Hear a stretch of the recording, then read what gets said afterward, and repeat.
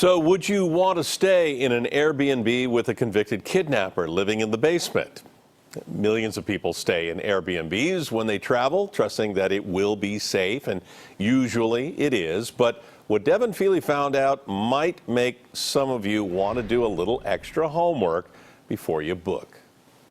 I was really scared yesterday to stay there. Nothing prepared French tourist Carole Escalier for the terrifying night she spent at an Airbnb in this house in Daly City. Inside there were like 20 men. Online, the place looked ideal. Clean, conveniently located near Silicon Valley where she was looking for work. And best of all, cheap. But when she arrived, she found a house of horrors. A guy came in the bedroom and he was looking at me and he approached me. Carole called the police after some male guests made advances to her in her bedroom and walked in on her in the shower, according to her friend John, who had come from across town to pick her up. They watched her naked in the shower. What? Yeah, man. The two friends were even more shocked to hear what we had to tell them. Did you know that the person that rents this home actually has a criminal history, that he spent over a decade in prison? Yeah, I didn't know that before renting that place. Now that I know that, it's like incredible. Incredible, but confirmed. Their Airbnb host, Zamir Azam, who lives in the basement, served 10 years in state prison for kidnapping and beating the mother of his child. Here's his mugshot. He got out 3 years ago, and that's when he set up shop. Carole says she never saw Zamir that night, and no charges were filed.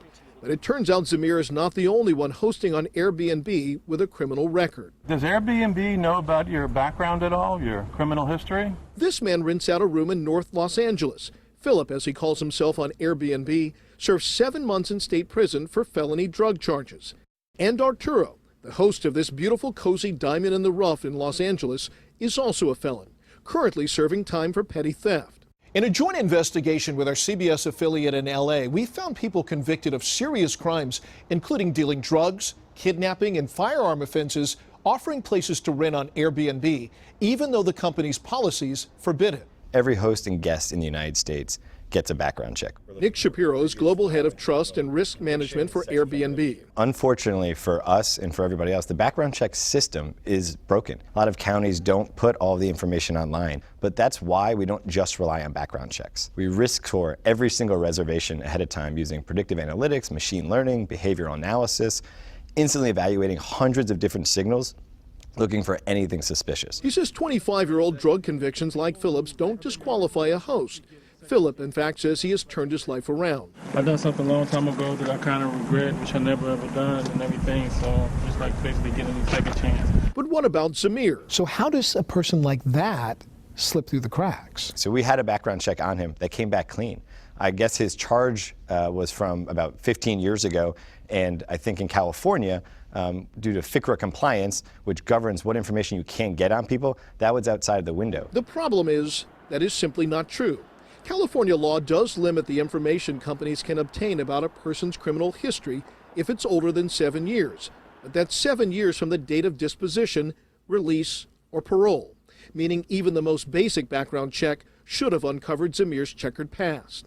Our research was able to verify or uncover the fact that he had a criminal history. So if we could find it, how come you guys couldn't find it? We're actually investigating how that person got through. Not very reassuring news for Carole and John. You have a sense of security when you go to an Airbnb. They make you feel on their website that everything's verified, IDs are verified. You know, it's just a terrible situation that needs to be remedied. Hey, Zamir. My name's Devin Feely. I'm here from KPIX CBS 5. As for Zamir, you don't have anything to say?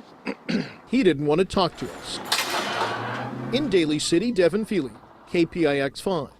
Airbnb refunded Carole right away when she called to complain, and Zamir and Arturo's posts have both been taken down. One final note, we were able to find the convicted hosts through research funded by the hotel industry, but we independently verified every name and criminal history.